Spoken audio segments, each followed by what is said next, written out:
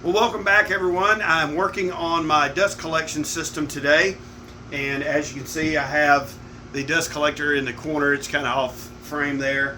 The cyclone hopefully is going to sit right there where it's at that point. Drilled some holes in the side of this cabinet, so I had to drill 3 holes to get the pipe underneath my miter station over there. There'll be a T right here, but I have some reducing bushings that I need to cut on the scroll saw. So here's one of them that they're for various things.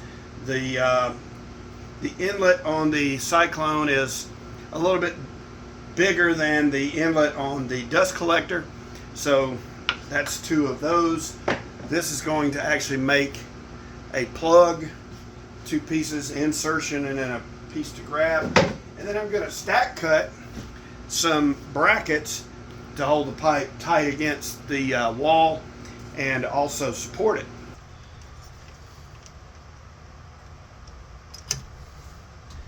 Alright, so I'm using a number 7 Pegasus blade.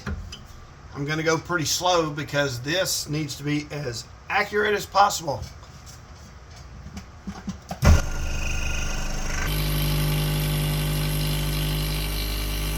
And this particular wood is poplar. I wanted something that was a little bit harder other than pine, and something that hopefully will last a little bit longer.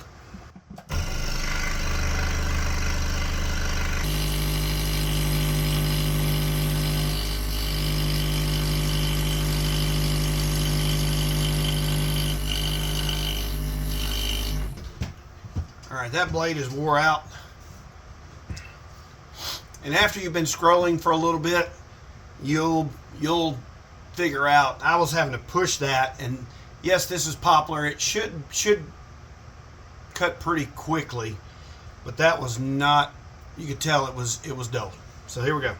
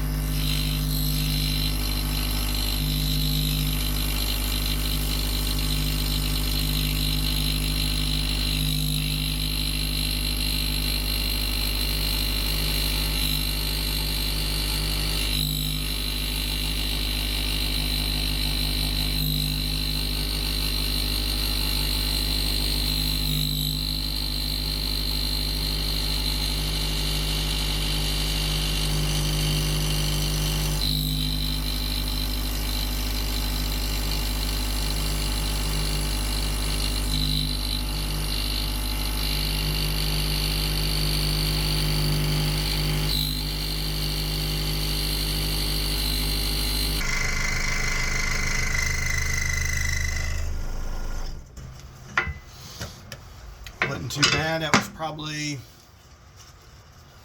I don't know, about 3 or 4 minutes total cut. Alright, so before I cut the outer of that one, I'm going to cut the inner of this one.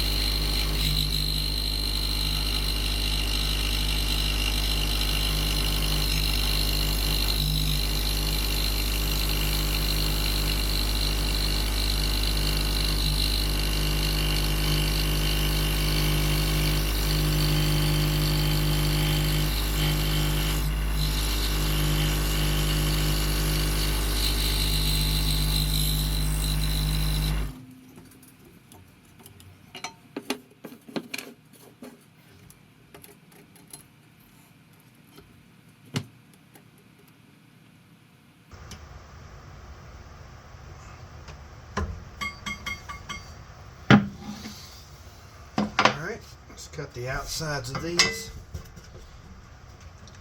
You can see this poplar is kind of dusty.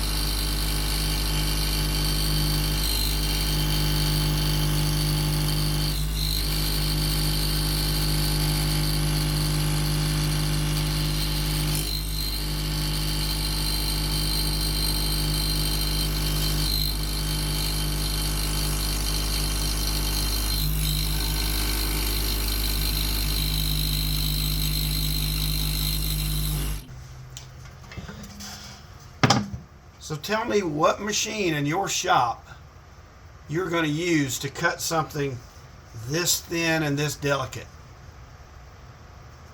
I can do this with a bandsaw, but I would be sanding the side of this for days. And this is just as smooth as it can be. These Pegasus modified geometry blades have 4 or 5 teeth pointing up, and that takes care of the bottom fuzzies you get, because this is the pattern side, so this is the top. And I'm telling you, that is about as thin. I don't know, you could probably do it a little thinner than that. I hope I don't break it trying to kind of true it up over on the disc sander. Alright, so let's continue on. That was 2 rings there. Let's cut these out. This is a piece of pine. This is part of the plug. So the sawdust is going to look way different too coming off of this.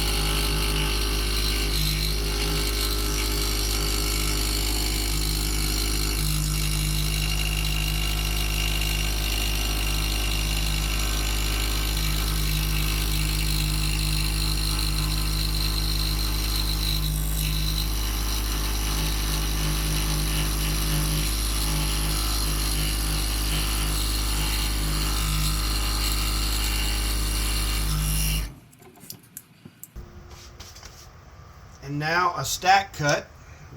This is some 6mm plywood, I believe. And I'm going to start out, I don't want to cut the outer perimeters because I want this all to stay together.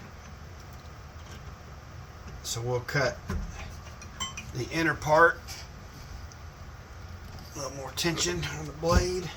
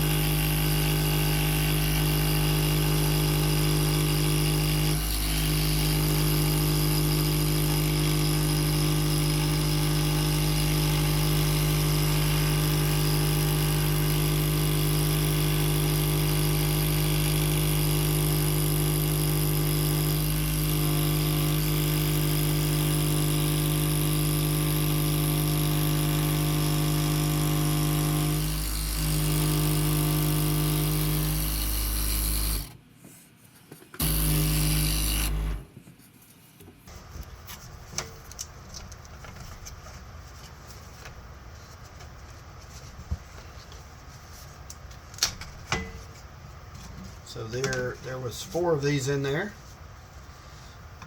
And all right.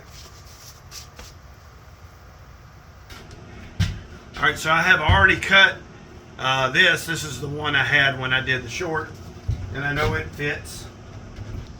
So I have not gone to the sander, and as you can see, I have not touched this up at all. That's kind of loose.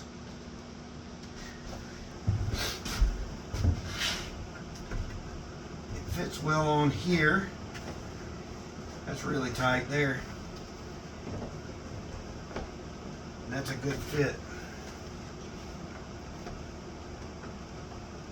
It's a good fit. I'm happy with that.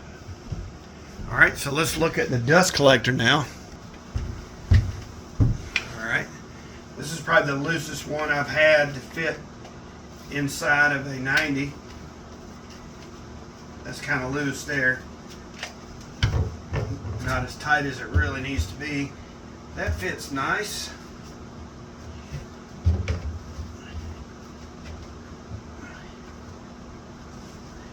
I think that'll be okay. All this is just going to be friction fit anyways. All right, I'll cut a few pieces of pipe and get this connected, and this piece over here that's going back to the miter station. We can let's get all that kind of mocked up and see where we are.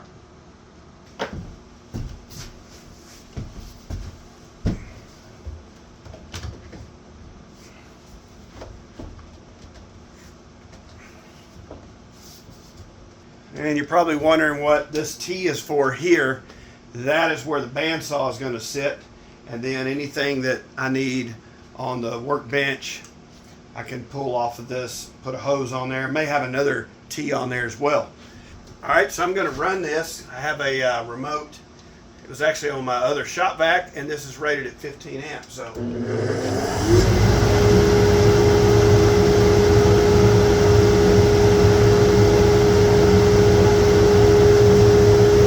Not that loud, I'm talking normal. It's a lot better than a screaming shop vac. Normally I would wear ear protections or I'd have my earbuds in while I was cleaning the shop. This is really nice. The Cyclone is well worth the money. $68 shipped to your house, you cannot beat that. It's going to be way more efficient than a beam baffle that you're going to make, I can guarantee you that.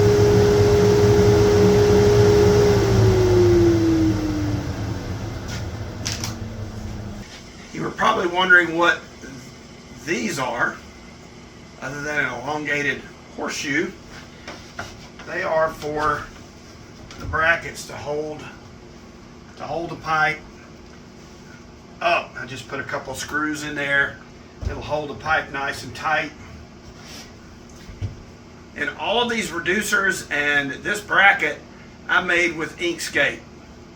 And you just measure the pipe with a set of calipers. If it's 4.23, well, you create a circle, you type that number in, and it is dead on. So you can make these reducing bushings, and as long as you cut them out very accurately, they'll work. They'll work great. So I drilled a couple of pilot holes in this bracket, and I'll install it over here.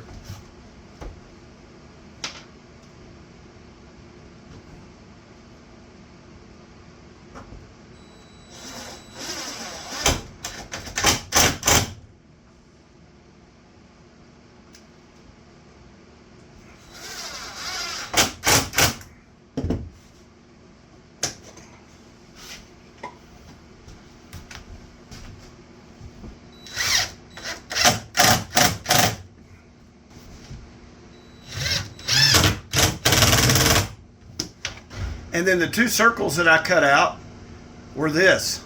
They're just screwed together. They're not glued or anything like that. I can take them back apart. And temporarily, it's just a plug. All right, so I've got to clean up all this PVC shavings, and they are static, so this may not pick up very well. Let's give it a try.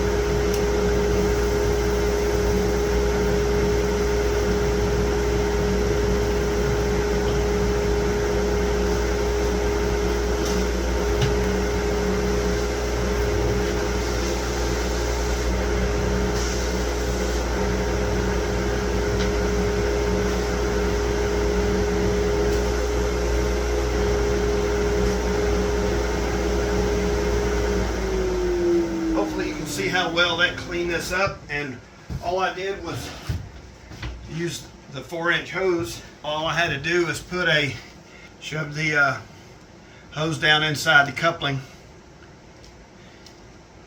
and then put that plug in to the T over there. I got a makeshift dust collection system so far, so I really appreciate you tuning in today. This is just the first installment of an evolving dust collection system. Check out some of my other videos here on my channel. I'd love to have you as a subscriber, so please hit that subscribe button, and check out the the short that I put out for the bushings, and also have an assembly, the dust collector from Harbor Freight.